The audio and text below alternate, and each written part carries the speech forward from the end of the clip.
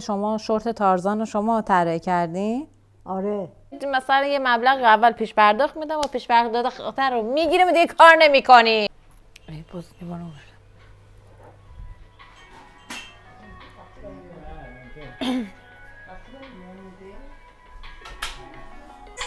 بچه‌ها ببخشید یک لحظه یه موقع.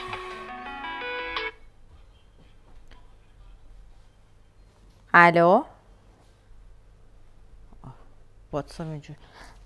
الو سلام، حالتون چطوره؟ خوبین؟ سلامتین؟ قربان شما، مرسی، سلامت باشین. نه خواهش میکنم دیگه، ساعت ایران و ساعت اونجا با هم دیگه فرق میکنه دیگه. نه خواهش میکنم، چه حرفیه. قربان شما، مرسی، ممنون. بله در خدمتتون هستم. بله ساحل لامه‌ای هستم. بله مدرکم دکترای طراحی لباس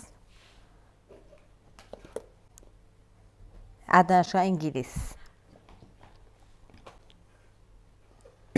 تجربه کاری که 10 سال تجربه کاری تو این زمینه دارم. بعد با برندهای مطرحم کار کردم، با ورساچه کار کردم، لویی ویتون، گوچی، هرمس، تمام نمونه کارام براتون فرستادم.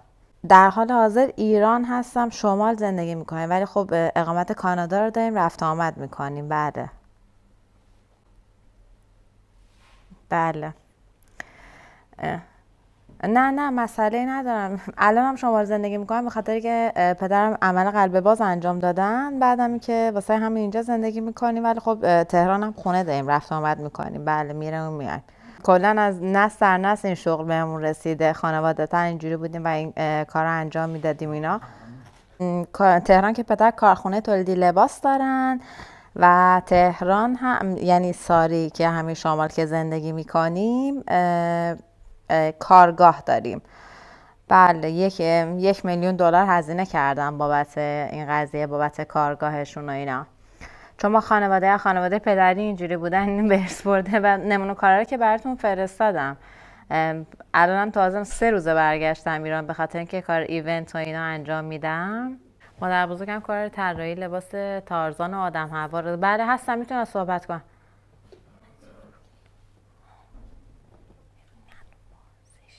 مادر بزرگ بله هستن همینجا. بله یه خورده ما خانواده هستیم، میگم بیدار موندیم، دیر میخوابیم اینجا چون آب و هوا خوبه. بله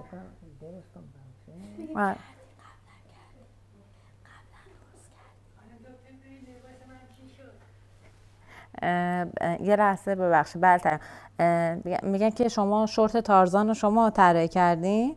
آره. بله لباس حوا رو میگفت شما، لباس زیر حوا رو هم شما درست کردین؟ آره. جان میگه که به چه رنگی بوده؟ رنگ سبز و قرمز و همه جوره بود. آدم راضی بوده از این قضیه؟ آدم راضی بودن. آره. خدا رو شکر. بعد جان هزینه میکنید برای دوباره الان کارخونه زدن؟ آره. بله میگه شورت آدم رو با چه نخی دوختین؟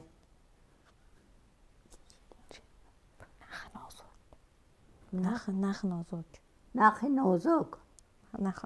نخ نازک. بله اتفاقا عموم هم اینجاست، عموم هم میتونه باهاتون صحبت کنه.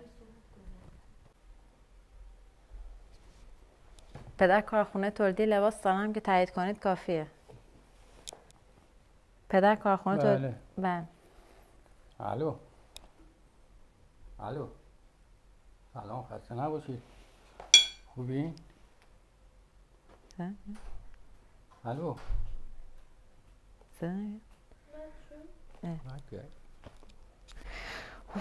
استرس دارم. گفتم 1,000,000 دلار هزینه کردم از انگلیس. من میخوام واسه چیزمون اقدام کنم، طراحی لباس سینمایی. الو سلام. بله یه لحظه با عمو هم میتونه صحبت کنیم گوشی. الو خسته نباشید. خوبی؟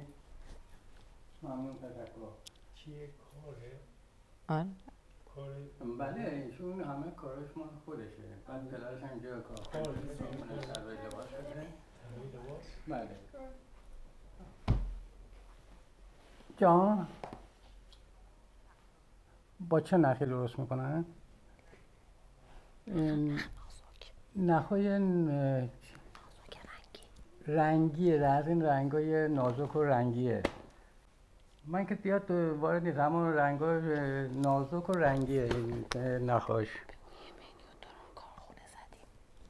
من زیاد سر در نمی‌اومد این کارا. نه جان، من در خدمت هستم اگه امری باشه. طراحی لباس. خواهش میکنم گوشی. الو. خیلی لطف کردین، خواهش میکنم، مرسی. بله جوابشو فقط بهم میگین کی میاد. بله ممنونم، لطف کردین، تشکر، خواهش میکنم. خدا نگهدار. خدا بس. نمیگفتن کار.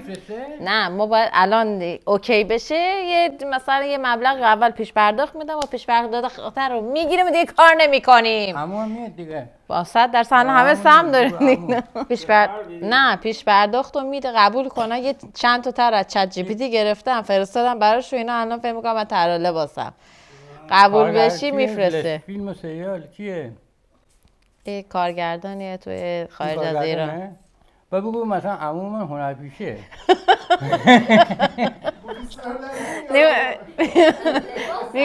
میگفتی برادرزادت هم هنرپیشه. من لباس سرده اما هنرپیشه خیلی خوبیه. لباس ازش سوال کنه بنده خدا چی بگه؟ لباس نه یارو کنه نقشه تازه میان آزمات باید من بزرگ لباس درست کنه. از من پیش از اون میچینه نه. لباس شورت تارزان مادر بزرگ گفتن طراحی کرد. تا شورت کن چجوری بیه، چه رنگی بیه. زنه تر کنه؟ طرف نمیکنه. یاد بکنه. بگو الان حواس برای یارو فراموشی گرفت. طراحی بلد باشی. قشنگ دادم نمیدونه علی آقا. بگو عمو هنرپیشه، مادر بزرگ من گریموره. عموی من در مقابل دوربین مخفی بود. مادر بزرگم هم همین. اونم منام صحبت کننده بود. آره به خدا. ما خوشحال مادر بزرگم. یه بله آقا شما میاد. پشت صحنه همه